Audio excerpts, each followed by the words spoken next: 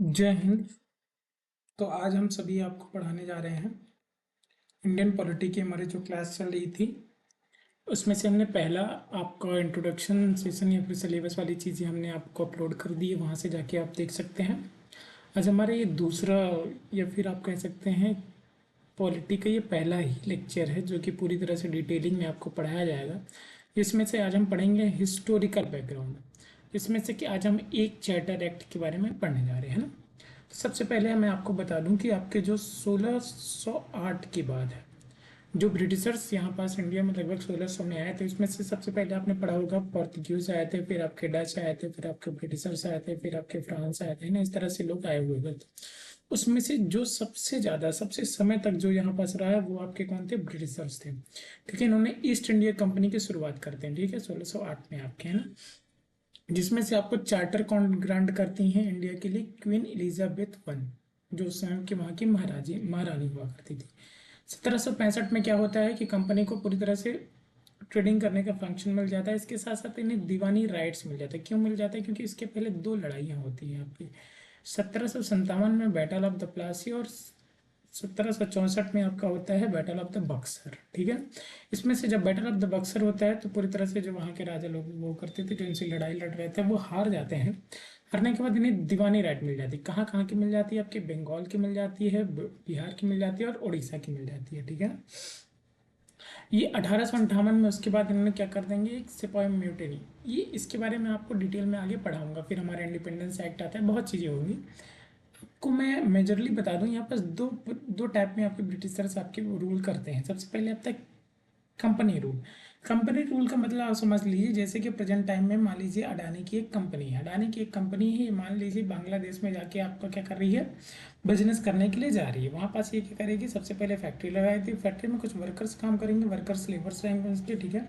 वहाँ के आसपास की जगह से ये रॉ मटेरियल उठाएगी, फिर वहाँ पास कंपनी में भेजेगी। कंपनी का एक रूल एंड कानून होगा, ठीक है। उस तरह से जितने भी वर्कर होंगे कंपनी में काम करने वाले, सब उसके अंडर आएंगे, ठीक है। फिर वो धीरे धीरे क्या करेगी? आसपास और सारी कंपनियां खोलती जाएगी, खोलती जाएगी, खूब उसका बड़ा बहुत बड़ा एम्पायर हो जाएगा। लगभग आपके बांग्लादेश में पूरी तरह से वो कंट्रोल करने लगेगी।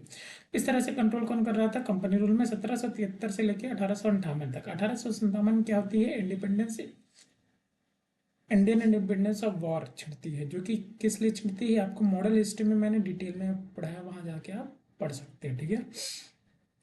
फिर आपका आता है क्राउन रूल। क्राउन रूल वो रूल होता है जहां पास आपकी क्या डायरेक्ट अब कौन शासन करेगा? वहां की रानी, ठीक है। वहां की जो रानी है, राजा जो होंगे, क्योंकि मोनार्की है। ब्रिटिशर्स क्या था? मोनार्की रूल वहां चलता था। अभी भी वहां पास मोनार्कल गवर्नमेंट, मतलब मोनार्कल हेड है नाम मात्र के लिए। जैसे हमारे यहाँ पास प्रेसिडेंट हेड है ना, वहाँ पास मोनार्की हेड है आपके, ठीक है। हाँ, सबसे पहले हम आपको पढ़ाने जा रहे हैं कंपनी रूल में। सबसे पहले आता है रेगुलेटिंग एक्ट 1773, ठीक है। बहुत ही इंपॉर्टेंट है। इसमें से आप देखेंगे सबसे पहले क्या क्या ग्रेट कॉन्स्टिट्यूशन इंपॉर्टेंट में सबसे पहले क्या होता है? पहला स्टेप होता है जो Britishers taken by the British government जो लेती है, ये क्या करती है? कंट्रोल और रेगुलेट करती है। काहे के लिए? The affairs of the east India company in India. जितने भी ईस्ट इंडिया कंपनी जो इंडिया में कुछ भी कार्य कर रही है, उसमें किसका कंट्रोल हो जाएगा? आपका गवर्नमेंट का, ब्रिटिश गवर्नमेंट का, ठीक है। वही रेगुलेट करेगी। दूसरा ये क्या करती है? रिकॉग्नाइज्ड करती है पहली बार की। चलो, पॉलिटिकल और एडमिनिस्ट्रेटिव फंक्शन आपके क्या होनी चाहिए? कंपनी के होने चाहिए। तीसरा ये क्या करती है? फाउंडेशन कर देती है। क्या? सेंट्रल एडमिनिस्ट्रेशन इन इंडिया का ये फाउंडेशन करती है, ठीक है। Regulating act 77। देखो एक्ट ये जो आप पढ़ने जा रहे हैं ना, इसमें से नॉर्मल है मैं आपको, तो जैसे कि एक आपने पेपर में पढ़ा होगा, पेपर में आपके रूल्स एंड रेगुलेशन होते हैं, आपको ये करना है, ठीक है। आपको सुबह जैसे स्कूल का रूल है, सुबह आपको 9 बजे जाना है, फिर वहाँ प्रेयर करनी है, फिर उसके बाद आपकी क्लासेस स्टार्ट होगी, फिर आपका लंच होगा, फिर इतने बजे स्पोर्ट्स गेम होंगे, इतने बजे ये क्लास, फिर आपकी छुट्टी होगी। उसी तरह से आपका प्रॉपर तरीके से ये चार्ट बनाया जाता था, है ना। रेगुलेटिंग एक्ट आया, ठीक है।